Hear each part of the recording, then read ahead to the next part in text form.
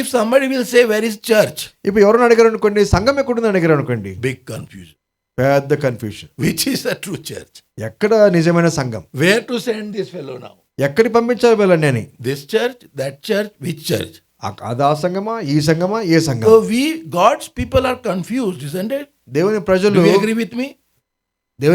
దేవుని బిడ్డలు చాలా కన్ఫ్యూజ్ అయిపోయారు. But God has not confused us.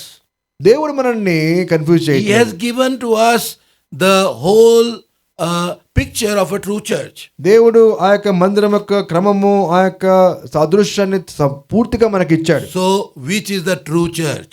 కాబట్టి నిజమైన సంఘం అంటే Now let ఏమిటి? us read Matthew chapter 16 కాబట్టి మత్తయి సువార్త 16వ అధ్యాయము from verse 13 to 27 alternatively. 13 నుంచి 20 వచనం వరకు. And I promise you I will finish in 10 minutes. చూడండి, నేను 10 నిమిషాల్లో ముగించేస్తాను. We are not going to go fast. I mean not going to overtake the time. Time ఎక్కువ తీసుకొని 10 నిమిషాల్లో But ముగించేస్తాను. let us read. చదువుదాము. మత్తయి సువార్త 16వ అధ్యాయం 13వ వచనం చదువుతాం, మీరు 14 చదవండి. యేసు ఫిలిప్పుదైన కైసరయ ప్రాంతములకు వచ్చి మనుష్య కుమారుడెవడని జనులు చెప్పుకొనుచున్నారని తన శిష్యులను అడుగగా,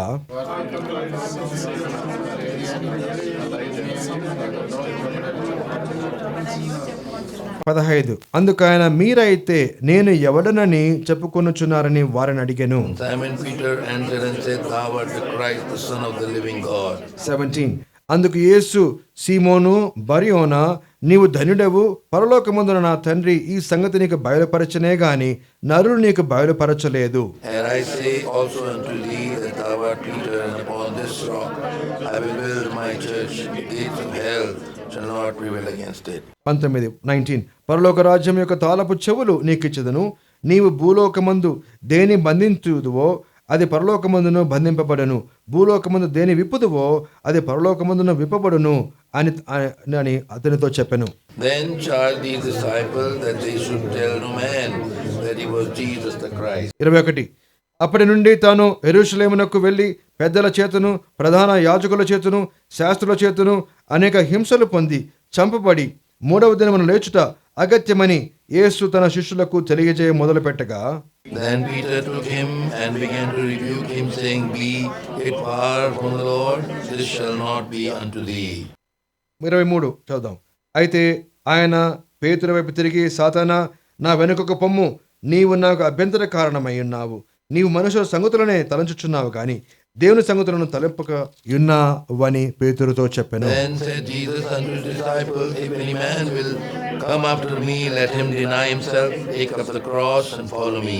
25 తన ప్రాణమును రక్షించుకుని కోరువాడు దాన్ని పోగొట్టుకొనును, నా నిమిత్తము తన ప్రాణమును పోగొట్టుకునేవాడు దానిని దక్కించుకొనును. And what man is a man profited if he gain the whole world and lose his own soul? Or what shall a man give in exchange for his soul? 27 మనుష్య కుమారుడు తన తండ్రి మహిమ గలవాడే తన దూతలతో కూడా రాబోచున్నాడు, అప్పుడు ఆయన ఎవని క్రియల చొప్పున వానికి ఫలమిచ్చును. May the Lord bless this portion and speak to us. దేవుడు చదవబడిన వాక్యాన్ని ఆశీర్వదించి తద్వారా దాని ద్వారా మనతో మాట్లాడడం గాక. There are 7 things which the Lord told about what is the true church. 7 విషయాల్లో ప్రభువు ఈ వాక్యం ద్వారా చెప్పాడు నిజమైన సంఘం అంటే ఏమిటి అని. I'll go very quick, so be with me. If you want, you can note down also. చాలా త్వరగా చెప్పేస్తాను, మీరు రాసుకోండి, నాతో పాటు ఉండండి. The first thing which our Lord told was, what do people tell about me? మొదటి సంగతి ఏంటంటే, నా గురించి మీకు ఏమనుకుంటున్నారు? Now they said, some people say that you are John the Baptist or Elias or Jeremiah or any other prophet. చాలా మంది అనుకుంటున్నారు నీవు బాప్తిస్మము యోహానునని, కొందరు ఏలియా అనియు, కొందరు ఇర్మియా అనియు, లేక ప్రవక్తల్లో ఒకరిని చెప్పుకొనుచున్నారని. Now these were big names, isn't it? చాలా పెద్ద పెద్ద పేర్లు కదా ఇవి. John the Baptist, Jeremiah, Isaiah, big names. చాలా పెద్ద పేర్లు. బాప్తిస్మము యోహాను, ఏలియా, ఇర్మియా, చాలా పెద్ద పేర్లు. If somebody will tell where is it, Brother Sudhir or myself, I am Jeremiah, how proud I will feel, no?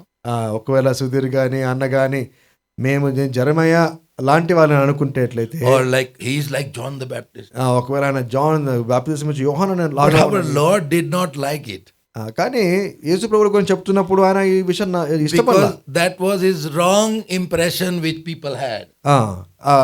ఆ విధంగా అనుకోవడము వాళ్ళ యొక్క తప్పు తలంపు కానీ ప్రభు దాంట్లో ఆనందపడలేదు. In other words, they did not know who Jesus was. కానీ ఇంకొక మాటలో చెప్పాలంటే అసలు వారికి యేసుక్రీస్తు ప్రభువులో ఎవరనే విషయం కూడా తెలియదు. Then he said, what do you say now? Who am I? అందుకోసం అంటున్నాడు, మీరైతే నేను ఎవడనని చెప్పుకొనుచున్నారని 15వ వచనంలో.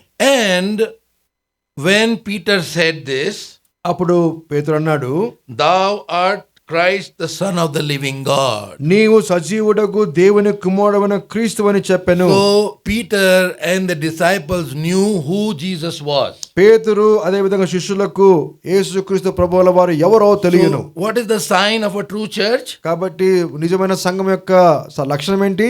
Confession of Christ, or in other words, the people in that church will know who Jesus Christ is. ఆ సంఘంలో ఉన్న సంఘస్థులు దేవుడు ప్రభువు ఎవరు అని ఎరిగి ఉంటారు, ఆయనని ఒప్పుకుంటారు కూడా.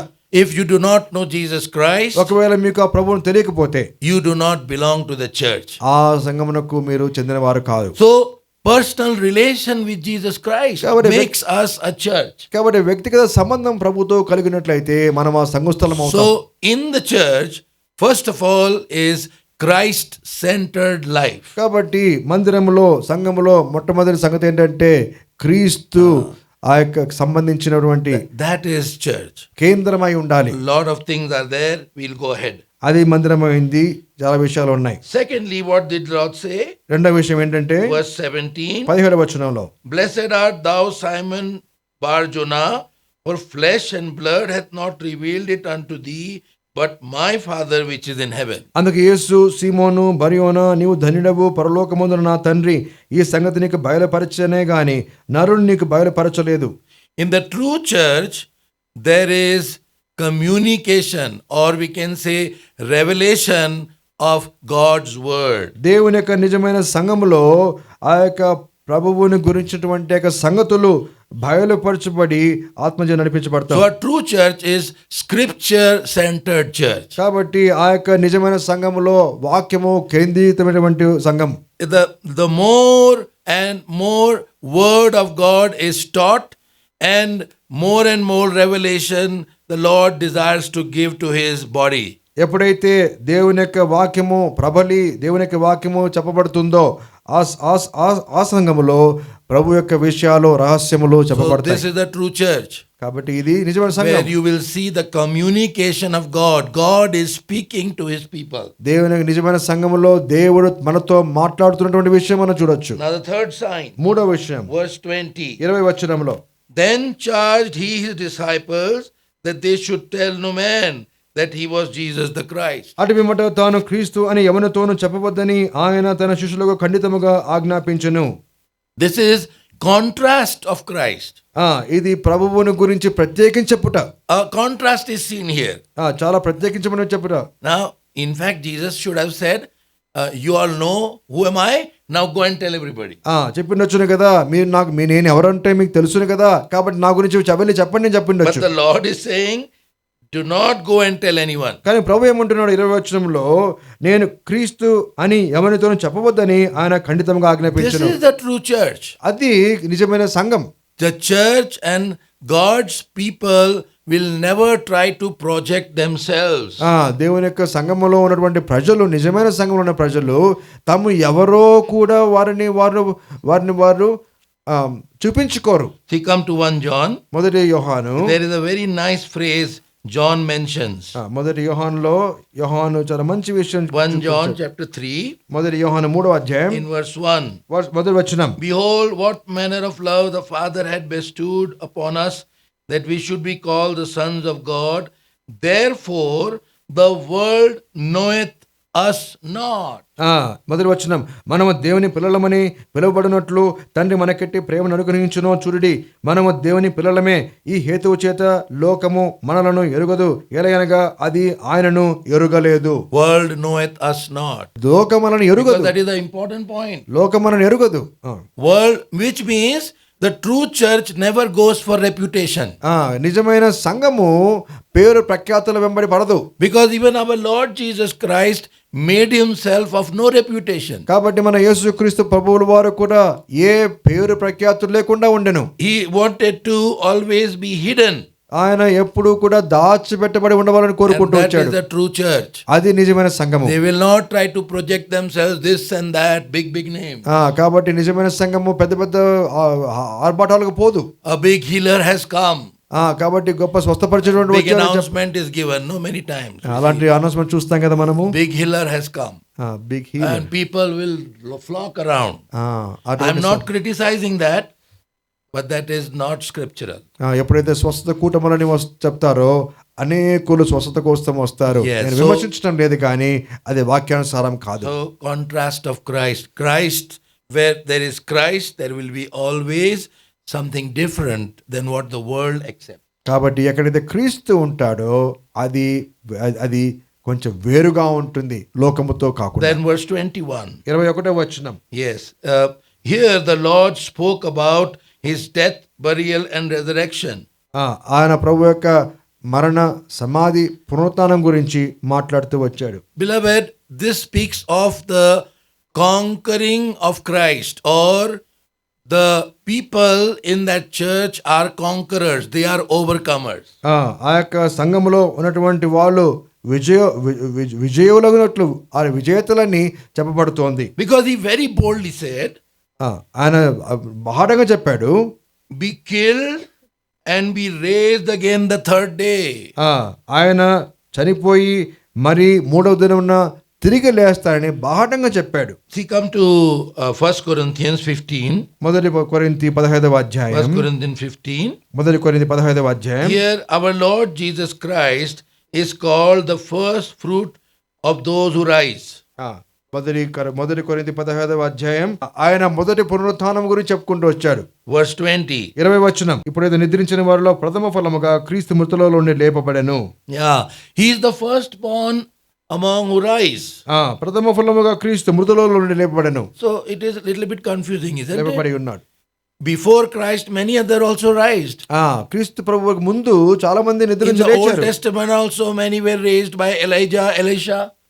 ఆయన పాత నిబంధన గ్రంథంలో కూడా ఎలీషా Our వాళ్ళు లేచారు. Lord Jesus also raised 3 people from the dead. యేసు ప్రభువు వారు కూడా మృతించి పొందిన వారిని లేపాడు. Why is he saying he is the firstborn to rise? అయినప్పటికీ క్రీస్తు ప్రథమ ఫలం అని ఎందుకు చెప్పబడుతోంది? He is the only one who said, I will die and I will rise. అతను ఒక్కడే చెప్పాడు, క్రీస్తు ఒక్కడే చెప్పాడు, నేను మరణించి తిరిగి లేస్తానని. Nobody else said. ఎవరు కూడా ఆ విధంగా చెప్పి చేయలేదు. Lazarus also didn't say. లాజరు చెప్పలేదు. Widow's son also never said, I will die and I will rise. విధవరాల కొడుకు కూడా ఎవరు కూడా చెప్పి చనిపోయి తిరిగి లేవలేదు. He is the first among those who rise. కాబట్టి ఆయన ప్రథముడు, ఆయనే చెప్పి చనిపోయి లేచాడు. That is his victory. ఆయనకు ఆయన విజయం అది. He said that I am even going to rise, I am going to defeat death. నేను ఒకరోజు నేను పునరుత్థానుడై నేను మరణాన్ని మృంగివేసి ఓడిస్తానని చెప్పాడు. And through him we are also become the same conquerors. ఆయన ద్వారా మనము కూడా అలా విజయవంతులం అవుతామని చెప్తారు. Supposing Indian team win the game, cricket. చూద్దాం, మన ఇండియా క్రికెట్ టీం విన్ అయింది అనుకుందాం. So what do we say? గెలిస్తే ఏమంటాం? India jeet gaya. ఇండియా గెలిచిందని. India has won. Do we say those 11 only have become winners? ఆ జట్టులో ఉన్నటువంటి 11 మాత్రమే గెలిచారంటామా? ఇండియా అంతా గెలిచిందంటామా? Their victory became the victory of whole India. వారి విజయము మన దేశం మొత్తం యొక్క విజయమైంది. The victory of our Lord Jesus Christ became the victory of all of us who believe in him. ఆ విధంగా క్రీస్తు ప్రభువులోకి విజయం, ఆయనలో విశ్వాసం ఉంచిన వారందరికీ కూడా ఆ విజయం ఆపాదించబడింది. And fifthly, ఐదవదిగా Lord is rebuking Peter. ప్రభువు మత్తయి సువార్త 16వ అధ్యాయంలోకి వచ్చినట్టు చూస్తే ప్రభువు ఆ యొక్క పేతురును గద్దించినట్టుగా మనం చూస్తాం. So 22 and 23, 20 వచనాలు చూస్తే Peter said, I will not allow you to die. చూస్తే పేతురు అంటున్నాడు, ప్రభువా నువ్వు చంపడానికి వీల్లేదంటున్నాడు. And the Lord says, get thee behind me, Satan. అందుకని ప్రభు అంటున్నాడు, గద్దించే సాతానా వెనక పొమ్ము అంటున్నాడు. Few verses ago the Lord was saying that blessed be Simon Bar-Jonah. అంటున్నాడు, కొద్ది సమయం క్రితం ఏమంటున్నాడు ప్రభు, నీవు ధన్యుడవు సీమోను బరియోను అంటున్నాడు. And now he is rebuking Peter. ఇప్పుడైతే పేతురును గద్దిస్తున్నాడు. So this is the fifth thing. Church will always have correction. ఐదో సంగతి ఏంటంటే సంఘము అన్ని సమయాల్లో కూడా సరి చేయబడుతూ where there ఉంటుంది. is true church, people will be corrected. నిజమైన సంఘం అయితే ఆ సంఘంలో సరి చేయబడుతూ ఉంటారు. So in the true church, that's why correction comes, because we are preparing for the coming of the Lord. ఎందుకు సరి చేయబడుట ఉండడం అంటే ప్రభు యొక్క రాకడ కూడా సిద్ధపరచబడుట. So we can't pamper everybody and keep saying, oh, you are also good, you are also good, everybody is good.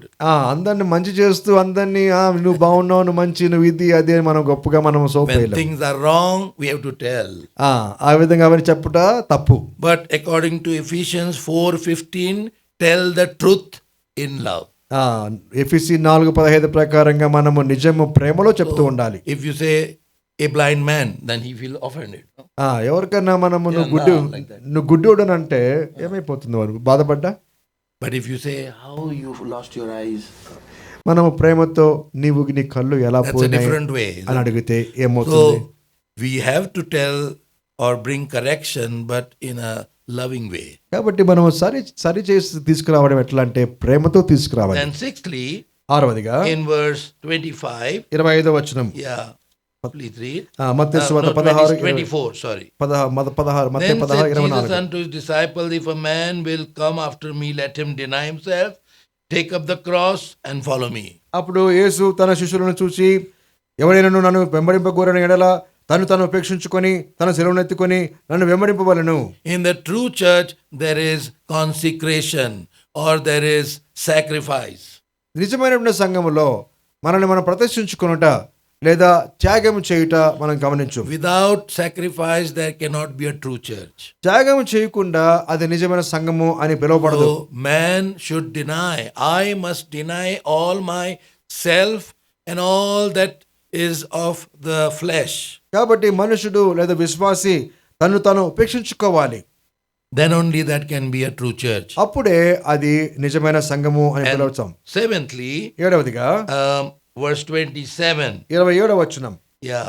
మనుష్య కుమారుడు తన తండ్రి మహిమ గలవాడై తన దూతలతో కూడా రాబోచున్నాడు.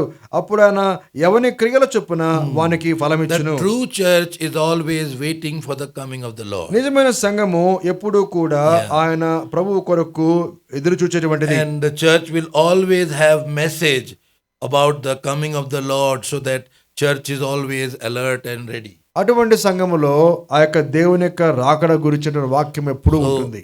These are the 7 things a true church will have. కాబట్టి ఈ 7 సంగతులు ఆ యొక్క నిజమైన సంఘములో ఉంటాయి. May the Lord help us to do so. దేవుడు ఆ విధంగా చేయనట్లు మనకు Shall we సహాయపడతాడు. pray?